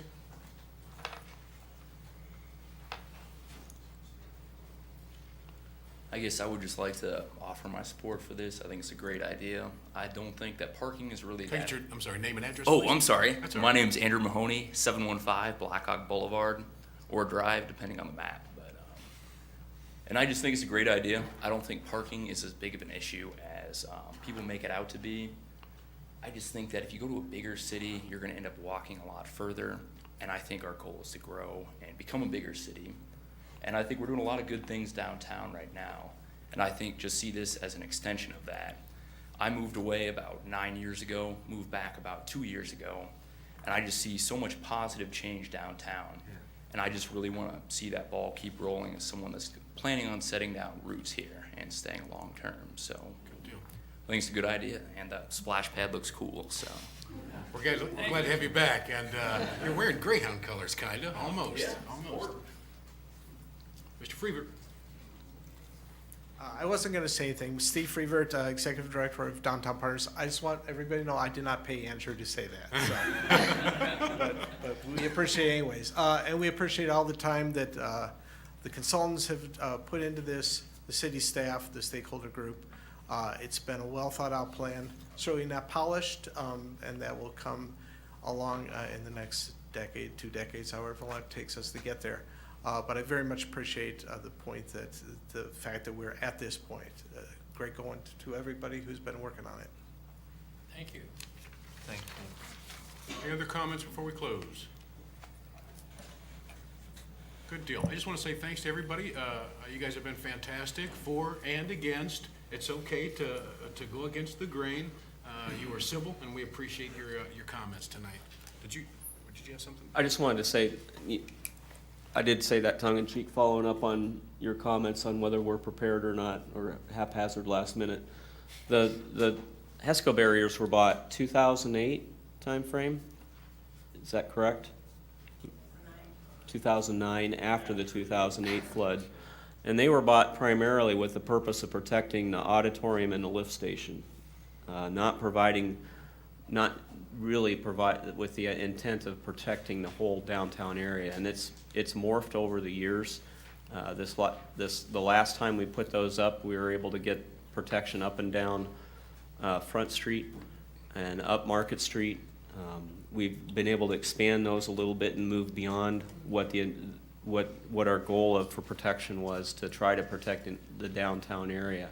We do have a plan in place in terms of how to use them, and our Public Works Department's put a lot of time and effort into it. It's not adequate for what the needs are. And that's really long and short of where we got to, where we had $26 million offered to the city to be able to do this project. It's not free money, it is state money. So it's not as if this isn't taxpayer money going into this, but this is money that the state is providing to us to be able to provide some protection. And part of the reason that they're looking to do it, they're trying to mitigate their losses. They've sunk a lot of money into rebuilding efforts over the years in this area. And they want to try to help invest money on the front end to try to avoid those costs in the future. I just piggyback on that. There is no return back to normal from something catastrophic. There isn't. So there is a price tag that comes with trying to avoid situations like that. And we do have an opportunity to do something good here for the community. So nothing else then? Nope. I'm sorry, go ahead. I just think that, you've answered a lot of the questions that we had and maybe a lot of what the public has had. Alternative 1 looks great for only losing 23 spots, parking spots. And I think later on down the road, when we're able to rehab our current parking lots that aren't utilized as much, it won't be as big of an issue. People won't be as concerned. And of course, the splash pad. I remember playing in the one we have when I was a kid, and I remembered that it was the best thing ever. Was that 3 years ago? Yeah, 3 years ago. So I just remember me and my friends played in that a lot, and it would be nice for something, even a small one. It doesn't have to be an extravagant Cadillac. That's all I have. Actually, I was closing it down for the audience. Council? Comments? I've got a few, Mayor. I'm not opposed to any of this that's being presented, but I've had a lot of people that have contacted me that's got some objections. And my big concern was that everybody thought we were going to approve that big master plan that was presented at first, that flyover. That's not what we're doing. And I wanted the public to know that it's pretty limited on what is being presented tonight and what the council will approve. And these aren't the final plans. This is just an idea of what can be done, and it gives them a starting point to do some plans and specs. But I kind of chuckled to myself about some of this, because in the 1970s, when they closed off Jefferson Street and put that fountain in, the same group of people came down and said to the council, that's a great thing to do. And it was going to bring business downtown, and it was going to do this, and it was going to do that. And it was a huge failure. And I'm not saying the same thing of this, I'm just saying what's going through my mind.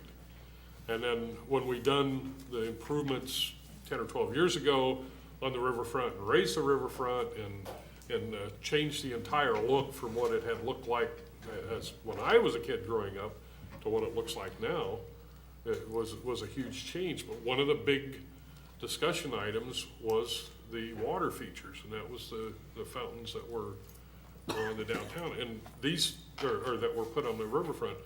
And these plans call for, pretty much for the elimination of those, so.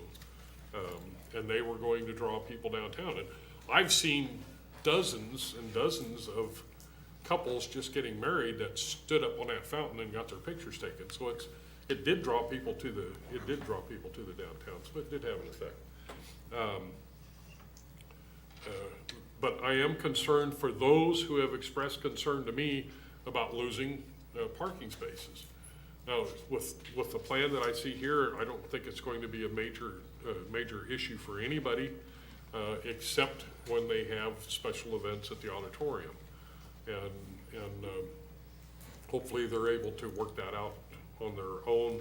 Maybe we can provide more specialized specialty parking, additional handicap parking, maybe senior only parking or something like that, or like Joanne proposed, trying to tell the promoters, this is the issue that we've got, the parking is further away, maybe you want to provide some shuttle service for that. The other thing is, my other concern is the operating cost. And we talked for 4 or 5 years about closing the pool out at the park because we weren't able to come up with the funding. And at the last minute, we made changes, we increased cost, we had people donate money just to keep the swimming pool open. And fortunately, our financial situation has turned around a little bit, but we're gonna add some operating costs. And the one thing I gotta know before we turn the water on is it going to be sustainable? And it's gonna be up to Jim and our finance department to let us know whether it is or not before that comes final. It's beautiful, it's nice. I'd love to bring my grandkids down and let them run through there. And they would have an absolute blast. They would want to definitely do that. And I wouldn't want to deny them unless we can't keep the water turned on. And we can't let the water run out of it and run out into the Mississippi because the cost we pay for water services just like everybody else does. I think we're on the right track. The flood mitigation is the right thing. And the floating dock is my boardwalk. And I've wanted a boardwalk on the riverfront forever, so that 20-foot by 400-foot floating dock is as close as I'm gonna get. And I'm a Pisces. I love the water. I've swam in that Mississippi. I've skied in the Mississippi. And just like this young man right here has. And I think we both have a real love for the Mississippi. So I'm in favor of the plan. I'm not in favor of all parts of it, but we'll have to take it as it comes. I'm very much enthused about the plan. I'm very respectful of the engineering that's going into this. I mean, this is being done very professionally, and that's the only way you should do it. And I hope too that eventually we can keep kids in mind as far as features downtown. I think we adults sometimes forget what maybe the kids want. The kids don't come down here and talk to us. And so if we can do some things like the splash pad, I think that would be great. I know we're not committing to that today, but I'm just enthused about it. I think it's another step forward for Burlington. I think as we bring people into our community and create more jobs, seeing what's being done down here it's just a positive thing. I'm all for it. What I was interested in hearing is exactly what it is that we're voting on. And I'm definitely not in favor of voting on that big master plan. That's not in the picture, so I'm glad that you focused and told us exactly what we're doing. And I'm with you, Councilwoman Wilson, that alternative 1 is better than the alternative 2. And so that would be my preference. Even though the 23 stalls are gone, I don't see that as a major deal. No.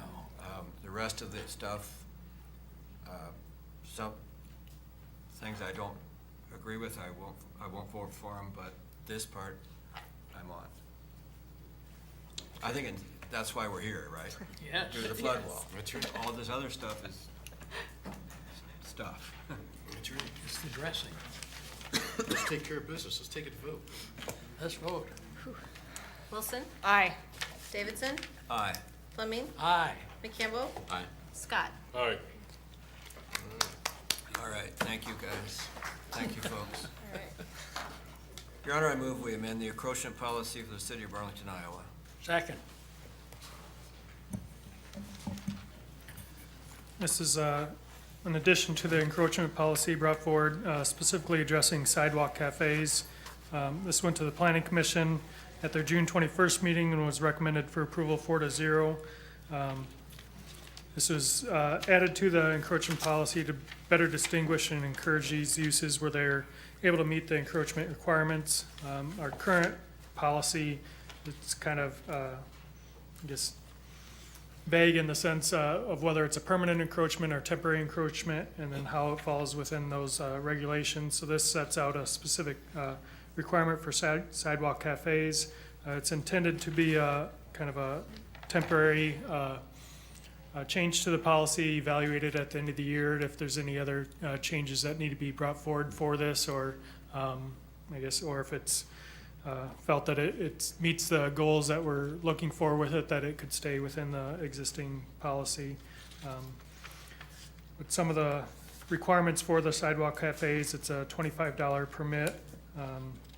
Goes to the city manager for approval, similar to the temporary encroachment, so it doesn't have the lengthy approval process of going through a hearing in city council, such as permanent encroachments. Couple of the other requirements, contiguous to the side of a building, part of an existing business, used for purposes allowed within the zoning district, open during operation of the adjoining business. If they do require or desire to have more permanent features, those portions would have to go through the permanent encroachment policy, but generally, this would apply to tables, chairs, umbrellas, different things of that nature placed outside for enjoyment and use by patrons of that business. So tried to make it a little easier, streamline the process a little bit more, and make it so that more people could enjoy the sidewalks and outdoor space downtown where it's available. So My only question was, because this is for downtown, but I didn't read it that way. our encroachment policy applies to anywhere. They would have to have the space and be approved.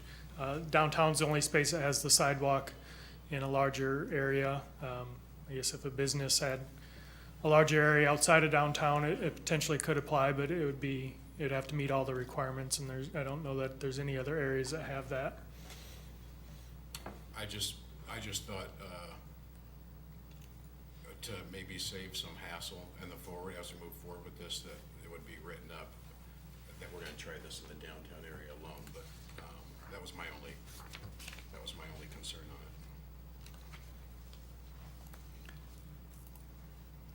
on it. If that's desired, we can certainly make that change to the Let me hear C3. from the audience real quick, and then we'll see what everybody's gonna say. Is there anybody from the audience that has any questions or concerns that is not named Leon Shahan? All right, excellent. Council, where are you guys at? I don't see that as an issue. I'm in favor of the encroachment policy, but I just want to encourage staff to be very aware of Americans with Disabilities and the Americans with Disabilities Act. And any time an approval is made or goes before us, or any time that people take advantage of it, that the staff is looking very close at potential violations of Americans with Disabilities Act. And I'm mentioning this because there's been some recent construction on Jefferson Street that I think we may have a little problem with, and I'll bring up the details with you later on that. But and then this week, this last weekend, when they had all the events going on in the downtown, it was wonderful. There was a huge number of people down there, but there was a couple of people in wheelchairs that were having a lot of difficulty getting through because the sidewalks were blocked. People that were moving were fine. It was some of the stationary stuff. They were taking up just a little bit too much room for people that are handicapped. That's not acceptable. Any other comments? Okay, let's take it to vote. Wilson? Aye. Davidson? Aye. Fleming? Aye. McCampbell? Aye. Scott? Aye. Okay. Your Honor, I move that we approve the authorizing an internal loan from the general fund to the tax increment revenue fund. Second. All right. Yeah, hang on, let me have, well, go ahead, Leon, go ahead. Yeah, just to clarify, I'm just trying to find out what we're looking at there, so.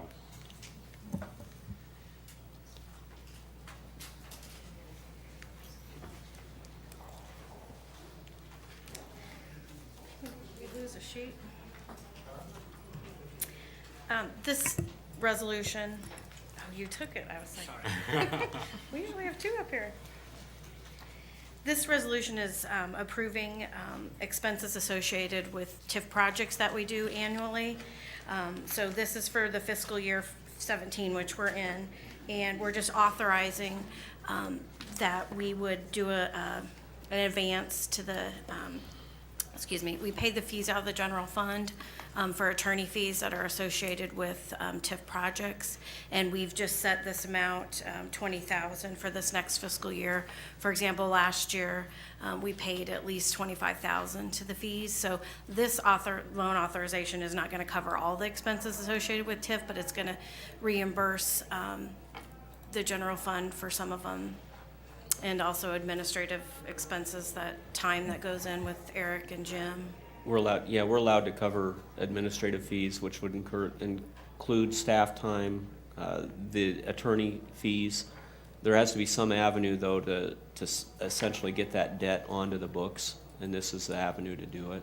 And we're not trying to cover all our costs, but we do want to get TIF to at least reflect a good portion of the costs that are associated with doing it. If you're going to do TIF, you need to make it cover its way. So that's the purpose. Does that make sense? Satisfied? Yeah. Okay, thank you, sir.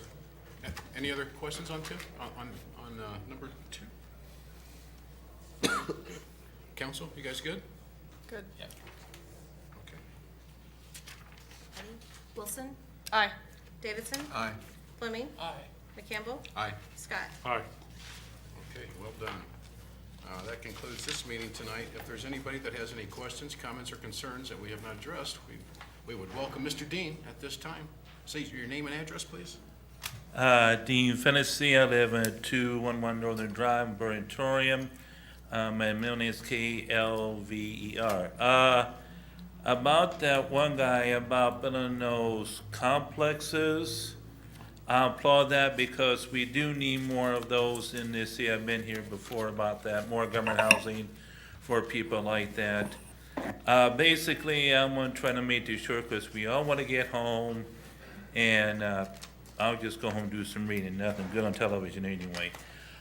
Basically, what's been happening in the United States with the police, it's that basically you always have a few bad apples in doctors and politicians and police. It's set for you people. Basically. Nice save, Dean, nice save. Yeah, Nice. I see.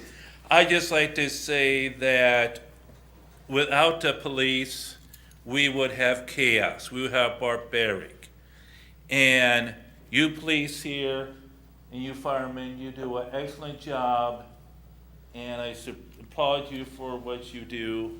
And I think that when we go home tonight, now this won't be played correct, and I don't care, that means we should kneel down and pray and thank the man up above that we have police that care about this city and firemen, who care about helping people.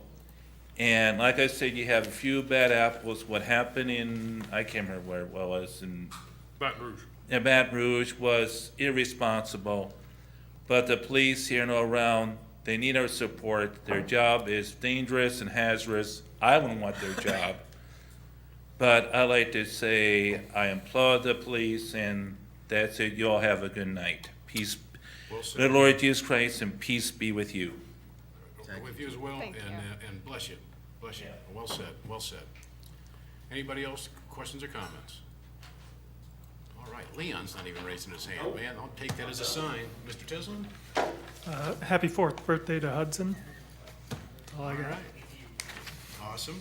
Happy birthday, Hudson. Counselor? First, I'd like to, extend my support for our local police and police everywhere.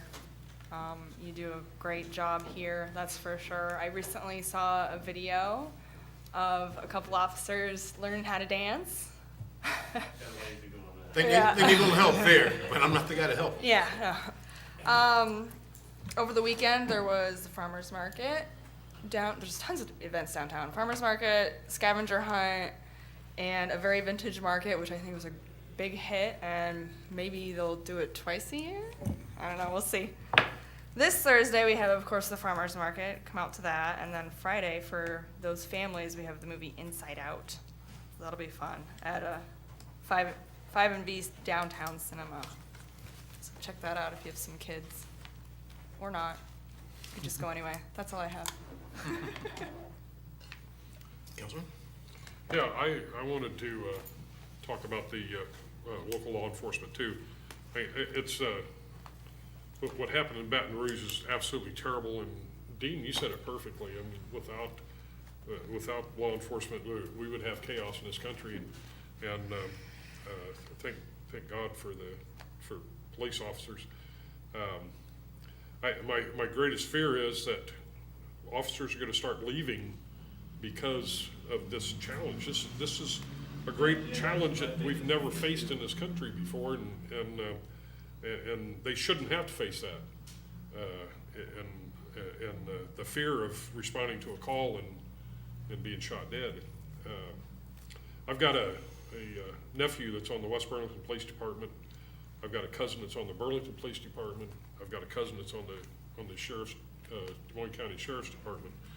I've got my best friend's son is a police officer in Jefferson City, Missouri, and a dear friend of mine, his son is a police officer in near St. Louis.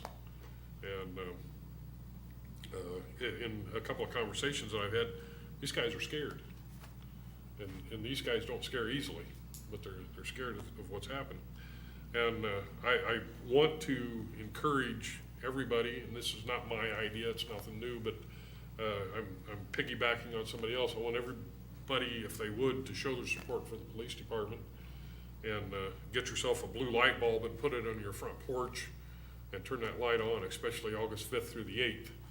It's light the night blue, and I think it would certainly lift the spirits of a lot of our local law enforcement officers if they were to see that.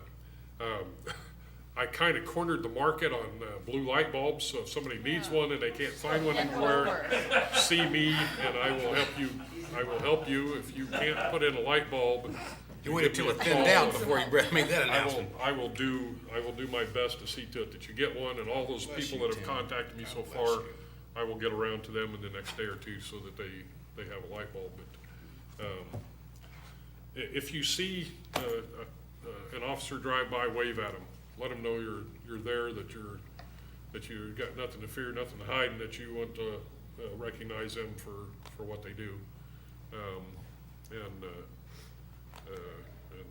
just show how much you appreciate those guys, and the fire department as well.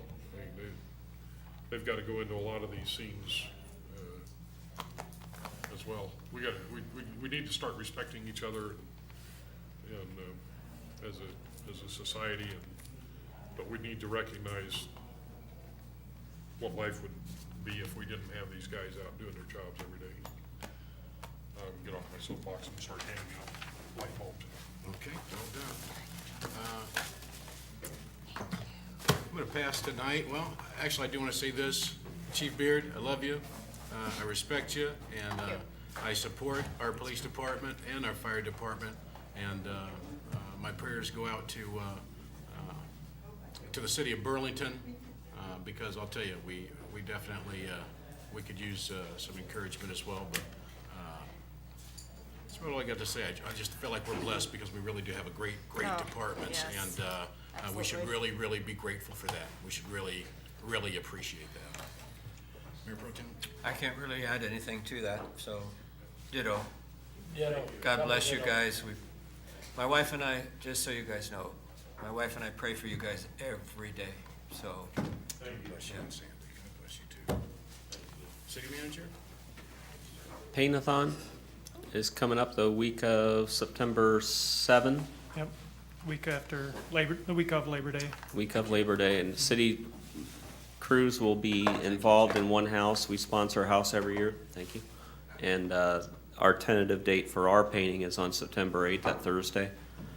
North Gorge ribbon cutting, what do you have on that, Eric? Friday, August 5th. Double check that date. Yeah, Friday, August 5th at noon at the North Gorge Trail, which is just on the, across from the golf course. They're having a ribbon cutting, grand opening kind of ceremony then at noon, so we'd encourage anyone that's available to come out to that. They've done a lot of good work out there and making progress, and they also received a $25,000 well-marked grant to complete another 2 miles this fall, so excited about that as well. And that's a great collaboration between the City of Burlington and Des Moines County Conservation, particularly the Boomers have done a lot of work on that. And then I heard something about boots and badges. Does somebody want to talk about that? Boots versus badges. Sorry about that. Since he dropped the dime on me, I can't help but add to what he told me a little bit ago. He said, is there any way some people could get some red lights? And I'm like, I don't think you really want that for a porch light. I'm sorry. No. Has the meaning changed recently? Yeah. So anyway, yeah, boots and badges. Actually, we had a softball game, I think it was 2 years ago. We did it 2 years, and then we missed a year, and it was kind of for the Pink Heels tour at the time. But Cale Heitmeyer from the West Burlington Fire Department is kind of putting this whole thing together, and it's going to be to raise funds for the K-9 program, which I'd really like to give you a very quick update on that, too. I'd have to check, but I'm pretty sure we're in that $42,000 to $45,000 range. It's just incredible what's going on in the community. And, you know, I thank the community at the work session. I just want to say that again, and then I'll get to the boots and badges things about all the outcry that's coming to the police department. It's just fantastic. I mean, Awesome. I mean, between all the things to eat, which we enjoy that, and all the cards and the flowers. And it's just really, really great to know that we work for this community. And the reason I'm following up with that, I mean, Councilman Scott was involved when we did the fundraiser for the reserves, and that was $50,000. And we did a fundraiser to get defibrillators in all the squad cars and in all 3 floors of the police department. And that was about a $35,000 project, and we're pushing $50,000 worth of dogs. So, I mean, those are all private donations that come pretty much solely from this community, and that's in a period of less than 4 years. So, I mean, what more can you say? I mean, it's a difficult job right now, but when you have people like that get up behind you, it makes it a lot easier to come in here and try to do what we do. So, yeah, the boots and badges is going to be a softball game. I think it's Saturday, August 5th or 6th. I think that's the 6th at the Bees Field. It'll be a lot of fun. There'll be 3 different softball games since there's so many firefighters, but you'll see the same policemen over and over. I mean, we beat them all 3 games last time. So. That's what I'm talking about. I don't know what they're bringing this year, but yeah. So yeah, that's the deal, and it's a community event. They're going to try to run it like a Bees game, where they're going to have all the concessions available, and they're going to have the areas open for the kids to go play. So it's normally fairly well attended. So. Excellent. Enjoy that. My niece is getting married that day, so I will come a little slack. But in all fairness, I'm really, really going to miss that. I played the first 2 years and really enjoyed it. But yeah, Major Kramer's putting together the team, so. And you know how it is. He's going to bring his daughter into pitch, I think. Yeah. Cheaters. You know, hey, thank you. I would say, yeah. The Miss Burlington's going to be there signing, I think, signing 8x10 glosses or something like that. I'm going to be there. They're letting me do the opening prayer on that day, so I'll be there as well. Come on out. Make sure if you do come to that event, stop by and say hello to the mayor. I would certainly love to see and shake your hand. And before I get too offensive, because it's probably going to be a sweaty day, I'm giving out hugs as well. So make sure you step on out and see us. And just want to throw this out again. Show your support, citizens. Show your support. Get a blue light. Tim's not going to buy them for the whole city of Burlington. But I'll tell you what, it wouldn't hurt any of our feelings to just see Burlington lit up with blue lights. So show your support. Let the police department know that we support them, So I would encourage that. If there's nothing else, Mr. Fleming? I move that we adjourn. Second. Kathleen, let's take it to vote. Wilson? Aye. Davidson? Aye. Fleming? Aye. Campbell? Yes, please. Scott? Aye. This meeting's adjourned. Thank you very much. You too. It's a classy move, my friend. How are you doing, Mike?